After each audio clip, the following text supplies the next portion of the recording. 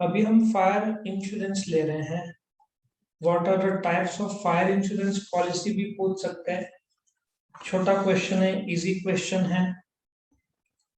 So fire insurance क्या है? Bye accidental और अनइंटेंशनल फायर, जानबूझकर आग लगाए तो क्रिमिनल केस होगा, तो मिलना ही नहीं है पैसा, जेल हो जाएगी जिसने जानबूझकर लगा के पैसा क्लेम करने की कोशिश की। तो फायर इंश्योरेंस एक ऐसा कॉन्ट्रैक्ट है जहां पे इंश्योरर कॉम्पनसेशन पे करेगा इंश्योर को एक एग्रीड अमाउंट, जिसमें फिनेंशियल लॉस हुआ due to loss of goods और प्रॉपर्टी उस टाइम फ्रेम के अंदर जिसमें आग लगी गुड्स को। ठीक है, तो फायर इंश्योरेंस आग लगने से गुड्स या प्रॉपर्टी को जो इंश्योरेंस निकालते हैं वो है। अब इसमें अलग अलग प्रकार के पॉलिसीज हैं, लेकिन मरीन अपन ने किया तो ये थोड़ा सा इजी जाएगा। सो जो इसमें वैल्यूड पॉलिसी है, ये एक ऐसा पॉलिसी है जिसमें, जैसे मैंने बताया कि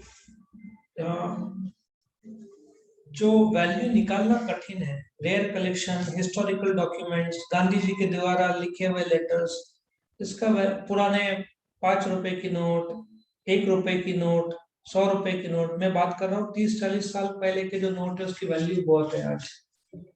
सो ऐसे केस में इंश्योरर और इंश्योर्ड मिलकर वैल्यू तय करते हैं कि भाई इसका वैल्यू 10 लाख 20 लाख, वंस तय हो गया, दोनों ने स्वीकारा वैल्यू ये है, उसके हिसाब से प्रीमियम निकाला जाता है। ठीक है, अब वैल्यू कैसे निकाला जाता है? हो सकता है कि दोनों एक्सपर्ट्स को बुलाए और फिर उसके हिसाब से तय हो। करेक्ट। नेक्स्ट है फ्लोटिंग पॉलिसी।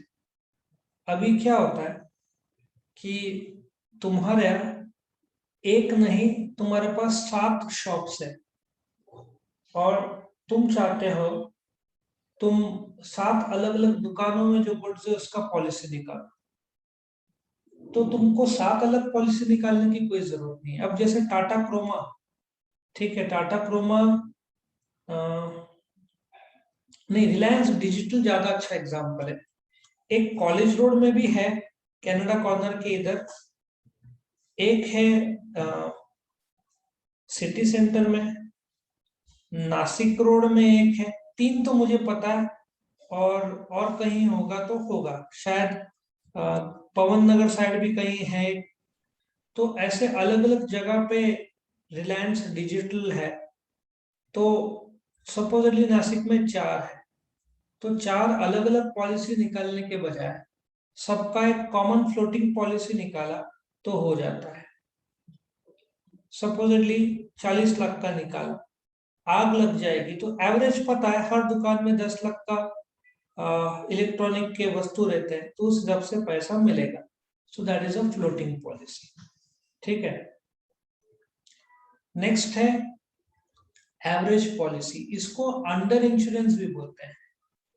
एवरेज पॉलिसी में क्या होता है कि तुम्हारे गुड्स का वैल्यू 10,000 है, लेकिन प्रीमियम बहुत ज्यादा आ रहा है, प्रीमियम आ रहा है 1,000 रुपया और तुम्हारे पास सिर्फ 600 रुपये भरने के। तो तुम क्या करते हो कि बोलते हो कि 10,000 का गुड्स है लेकिन प्रीमियम 1,000 परवड़ नहीं रहा है कोविड की वजह से, तो मैं 600 भर सकता हूँ। तो इंश्योरेंस बोलता है ठीक है, हम गुड्स का 60% वैल्यू 6,000 को इंश्योरेंस करते हैं। अब आग लग जाता है, 5,000 का घाटा होता है, तो सिंस 60% ही गुड्स इंश्योर था, तो जितना लॉस हुआ उसका 60% ही इंश्योरेंस कंपनी देंगे, 3,000 रुपया, बाकी 2,000 नहीं देंगे क्योंकि अंडर इंश्योरेंस था। तो गुड्स का वैल्यू ज्यादा है और इंश्योरेंस कम करवाते हो, दैट इज अंडर इंश्योरेंस। ये तो वो वाली बात आ गई, तुमने मेडिक्लेम निकाला 5 लाख का और तुम्हारा नी रिप्लेसमेंट सर्जरी के बाद कॉम्प्लिकेशन हुए तो तुमको हॉस्पिटल में स्टे ज्यादा रुकना पड़ा, तो 7 लाख रुपए लग गया। तो इंश्योरेंस कंपनी तुमको 5 लाख ही देगा, 2 लाख का निकाला नहीं है तुमने। सो 5 लाख देके छुट्टी, 2 लाख खुद की जेब से डाला। So average policy under insurance है, जितना वैल्यू ऑफ गुड्स इससे कम का निकाल रहे हो, तो जब 60% ही निकाल रहे हो तो जो डैमेज होगा उसका भी 60% ही तुमको मिलेगा। That's an average policy. Specific value policy next है, वो डेफिनेट रिस्क। एक अच्छा है, कि स्पेसिफिक वैल्यू पॉलिसी बहुत क्लियर है। तुम्हारे पास बिल है भाई, एक कार है, उसका 10 लाख रुपए का वैल्यू है, तुम शिप से भेज रहे हो, शिप का कीमत पता है, कार्गो का कीमत पता है, तय है, so that is a specific value policy. जहां पे बिल है, कोई इंश्योरर और इंश्योर्ड को साथ में बैठ के वैल्यू निकालने की आवश्यकता नहीं, वो तो वैल्यू ऑलरेडी दिया हुआ है, पता है मार्केट वैल्यू के हिसाब से, गुड्स फेमस है, इलेक्ट्रॉनिक्स है, जो सब जानते हैं वैल्यू क्या है। जैसे एप्पल के आईफोन्स लाख रुपए का 12 प्रो या जो भी वैल्यू है निकाला जा सकता है, क्योंकि बहुत क्लियर है। That is a specific value policy. Excess policy क्या होता है? अभी एक हार्डवेयर की दुकान लो, उनके या सोने गिफ्ट ले लो, वो लोग कप्स एंड सॉसर्स बेचते हैं, ऐसा सोचो, वैसे तो बहुत सारे चीज बेचते हैं, कप्स एंड सॉसर, वो लोग क्या करते हैं, ठीक है, या बर्नी भी ले लो, बर्नी, उनको पता है कि वो लोग स्टॉक में 5 डजन बर्नियां हमेशा मिनिमम रखते हैं, लेकिन अभी दिवाली आ रहा है तो 12 डजन रखेंगे, लेकिन कुछ भी हो जाए मिनिमम स्टॉक 5 डजन का रहेगा। तो एक्सेस पॉलिसी क्या है कि तुम 5 डजन तो मिनिमम रहेगा, ऊपर का जो है डजन कम ज्यादा होते रहेगा। अभी दिवाली है तो तुमने 12 डजन मंगाया, वरना तुम 8 डजन मंगाते हो, बट किसी भी टाइम तुम 5 डजन तो रखते ही हो, कांच के बर्नियों का, ठीक है। सो एक्सेस पॉलिसी क्या होता है कि जिसका स्टॉक कम ज्यादा बिकता है, कम ज्यादा, लेकिन वो बोलता है कि भाई हम कुछ भी हो जाए 5 डजन, जैसे कार का निकाला, वैगनर का एक डीलर निकाल रहा है, डीलर भी जब खरीदता है गाड़ी, जब कंपनी से आती है, हरियाणा गुड़गांव से कार ट्रक में आती है, तो वहीं से इंश्योरेंस करवाता है।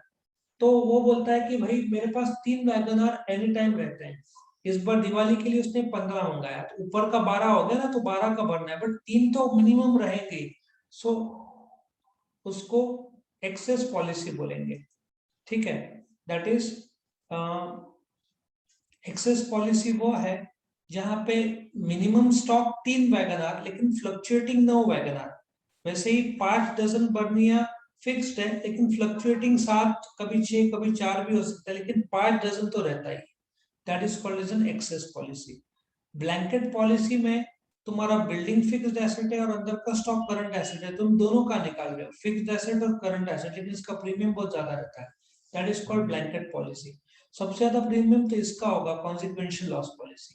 कॉन्सिक्वेंशियल लॉस पॉलिसी क्या होता है कि तुमने गुड्स का ये निकाला, क्या बोलते हैं, तुमने आग का लगाया, मैंने तुमको बोला था मेट्रो का दुकान, मेट्रो का दुकान 10 लाख का सेल करता है महीने का, 2 लाख का प्रॉफिट कमाता है, लेकिन दुकान में आग लग गई, 3 महीना दुकान बंद था।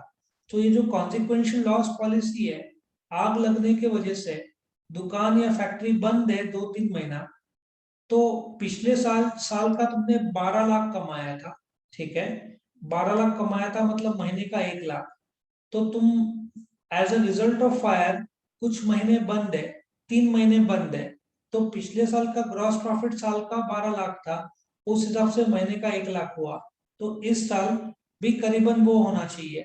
तो 3 महीने का जो तुम्हारा दुकान चालू रहता या फैक्ट्री चालू रहता, तो तुमने लाख रुपए कमाया होता, 3 महीने का 3 लाख कमाया होता, बिकॉज दुकान बंद है और तुम्हारे कंट्रोल में नहीं है, आग लग गया था, अभी सब सब क्लीनिंग और सब रीसेटिंग चालू है, तो 3 महीने का एक तो गुड्स का भी पैसा मिलेगा, और 3 महीना जो बंद है जिसमें तुम्हारा नफा नहीं हुआ, घाटा हुआ, जो नफा कमा सकते थे वो भी मिलेगा, बट इसका प्रीमियम बहुत ज्यादा रहता है। तुम प्रॉफिट नहीं कर रहे हो, जो प्रॉफिट कमा सकते थे आग की वजह से जो बंद है दुकान, वो जो प्रॉफिट कमा सकते थे वो भी तुमको पैसा मिलेगा, ठीक है ना। तो तुम्हारे मन में एक सवाल आ रहा होगा कि सर इंश्योरेंस से प्रॉफिट नहीं कर सकते, तुम 3 लाख का स्टॉक का 4 लाख नहीं ले रहे हो, तुम्हारा दुकान बंद होने की वजह से प्रॉफिट से जो धंधा को इन्वेस्टमेंट लगता है, पगार ठीक से दे पाते हैं, वो जो बंद हो गया है वो क्लेम कर सकते हैं। सो इसको कॉन्सिक्वेंशियल लॉस पॉलिसी बोलते हैं, ठीक है। सो ये तुम्हारे सामने कॉन्सिक्वेंशियल लॉस पॉलिसी आ गया। इसमें और भी मैंने डाला है, लेकिन इतना डिटेल मत जाओ। मोनालिसा का इंश्योरेंस, आई थिंक इटली में है वो म्यूजियम में।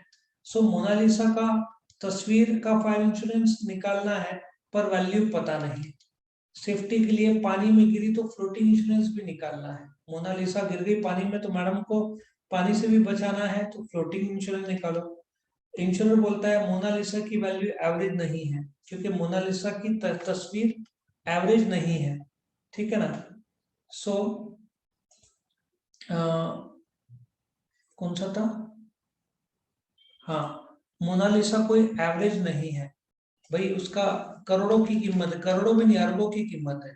सो पॉइंट नंबर 1, मोनालिसा के तस्वीर का वैल्यू इंश्योरेंस निकालना है। सेफ्टी के लिए पानी में फ्लोट करेगी तो वो भी इंश्योरेंस निकालना है, फ्लोटिंग पॉलिसी। इंश्योरेंस बोलता है मोनालिसा कोई एवरेज वैल्यू नहीं है, पॉलिसी उसका स्पेसिफिक वैल्यू 100 करोड़ का निकाला आखिर, और प्रीमियम 4 करोड़ होगा। सो पहला मोनालिसा का वैल्यू निकालना है पर वैल्यू आसान नहीं है, ठीक है। पानी में गिरने के लिए फ्लोटिंग भी निकाला। मोनालिसा कोई एवरेज तस्वीर नहीं है, आखिर तय होता है कि 100 करोड़ का वैल्यू और 4 करोड़ का प्रीमियम आएगा, स्पेसिफिक वैल्यू आके निकाल ही लेते हैं मिलकर। मैंने कहा इंश्योरेंस से बहुत एक्सेस प्रीमियम बोल रहे हो भाई, 4 करोड़ का प्रीमियम साल का बहुत ज्यादा होता है। तो इंश्योरेंस ने कहा ब्लैंकेट फट गई तो रिप्लेस हो सकती है, पर मोनालिसा का लॉस होगा तो कॉन्सिक्वेंस ये होगा कि दुनिया की सबसे बेस्ट पेंटिंग बर्बाद हो जाएगी। ठीक है, आगे और भी है लेकिन तुम्हारे नोट्स में इतना था तो 7 तक ही रखते हैं। सो वापस एक बार रिवाइज करते हैं।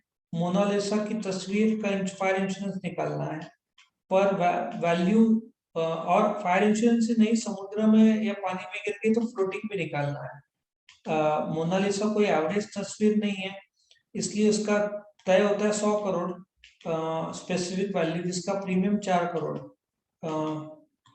तुम इंश्योरेंस कंपनी को बोलते हो बहुत एक्सेस बोल रहे हो, तो बोल रहे हो कि इंश्योरेंस ने कहा ब्लैंकेट फट गई तो रिप्लेस हो सकती है, बट मोनालिसा कोई एवरेज नहीं है। यदि कॉन्सिक्वेंस बहुत बुरा होगा यदि मोनालिसा की तस्वीर डैमेज हो जाती है, करेक्ट।